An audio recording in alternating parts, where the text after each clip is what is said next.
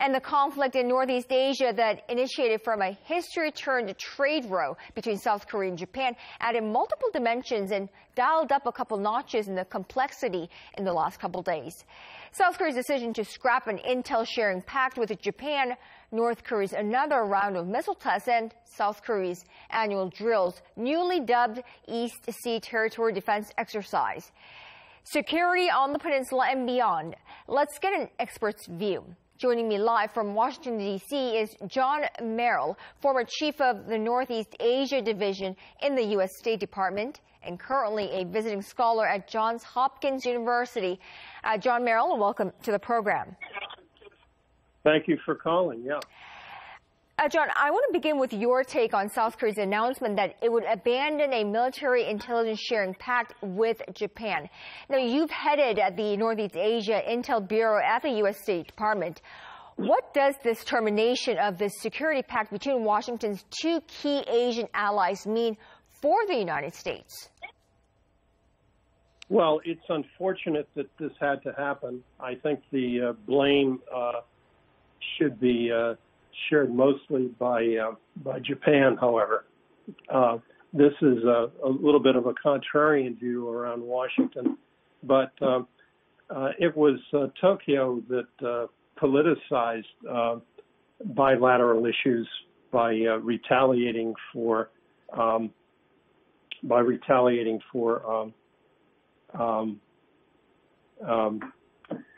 Tokyo made the first move, and this is just a response. So I think it's unfortunate. It isn't the end of the world. There is a trilateral intelligence sharing agreement, and that's still in force. And hopefully cooler heads will eventually prevail. We face a very difficult situation in Northeast Asia with North Korea, with China, with tensions still between Japan and South Korea. So I think it's in everyone's interest to put things back on track. But I would not blame the South Korean government for canceling this agreement. I think they were provoked. Now, the Seoul-Tokyo security agreement had been in part pushed by the U.S. in the first place back in 2016 to ensure tight monitoring of North Korea's missile activity. Now, if you remember, it took 6 years in negotiations alone to ink this pact. Now, 3 days after South Korea's decision to scrap Jisomye, it's called, North Korea fired 2 suspected short-range ballistic missiles into the sea, which North Korea later reported was a newly developed super-large multiple rocket launcher. Now, John, is this worrisome at all? Well, sure, but you have to put this in context. These tests have been going on for quite some time. I think they've had a total now of 7 or so tests. President Trump dismissed them as inconsequential, but I disagree a little bit on that. The only thing that he was referencing was the short range. They can't hit the United States, but these are very, very capable missiles. And in particular, what dismays me is that we have this big new U.S. base down in Pyeongtaek, and that is within range of all these missiles. Not just the big one that was just tested, but the other ones that have been tested all along. So North Korea doesn't have much of an air force, but they have some very good missiles. These are smart missiles. They can hit targets with great precision, and so it is a serious threat. And I just hope Trump's bromance with Kim Jong-un will get back on track and we can have negotiations again at the top level. Well, so obviously, like you said, this is not consequential, North Korea's missile test launches of Jisomye. Well, South Korea and Japan, however, the relations, without doubt, have reached a new low at this point. Does this change the security and business architecture in Northeast Asia? Perhaps, one that the Obama administration had in mind and the Trump administration. Does it change the security architecture that the U.S. has in mind? Well, I think it's an important development. I think the problem is that the United States was away without, I think we call it AWOL in the they call it AWOL in the military. It refused to mediate or to smooth over this brewing blow-up between Seoul and Tokyo, and just let it ride, saying it's up to you two countries to solve the problem on your own. That didn't work out. I think there are domestic political imperatives both in Tokyo and in Seoul to escalate tensions. And so now we have something that's akin to a perfect storm, and I think the U.S. is going to have to get involved.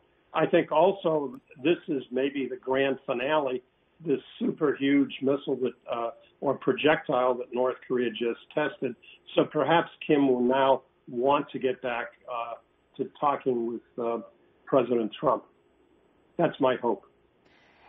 So last but not least, how should Seoul, Tokyo, and Washington each go about to resolve this issue? Well, I think it's going to be very difficult because, as I say, it's been politicized by Prime Minister Abe. There's a great deal of resentment by certain circles in the LDP that Korea is kind of economically catching up to Japan, and so they wanted to lay down a marker, who's top dog, and so without any justification, at least any public justification, they claimed that Seoul was not protecting information that was shared with it, and so they opted out of some of the information sharing agreements. I think it's a bum rap. I don't think Seoul did anything wrong, and I don't think Japan has made its case. But now we are where we are, and I think Trump is going to have to get involved personally, and hopefully his involvement will help to calm things down a bit. I don't think President Obama's administration should be regarded as a model for how to handle relations in Northeast Asia. We had a policy called strategic patience, which was just letting things slide. So hopefully the two capitals, that is Seoul and Tokyo, will think more on this. Japan is essential for Korea's defense. It's the rear base through which any reinforcements would have to flow in a contingency. And let's hope that now that the joint exercises between the U.S. and the ROK are ended, that Kim Jong-un will make good on his hints that he will resume talks once they're over. All right, we'll have to wait and see what develops and how it develops in this part of the region. John Merrill, former chief of the Northeast Asia Division in the U.S. State Department, many thanks to you for linking up with us today and for your insights. We appreciate it. Well, thank you.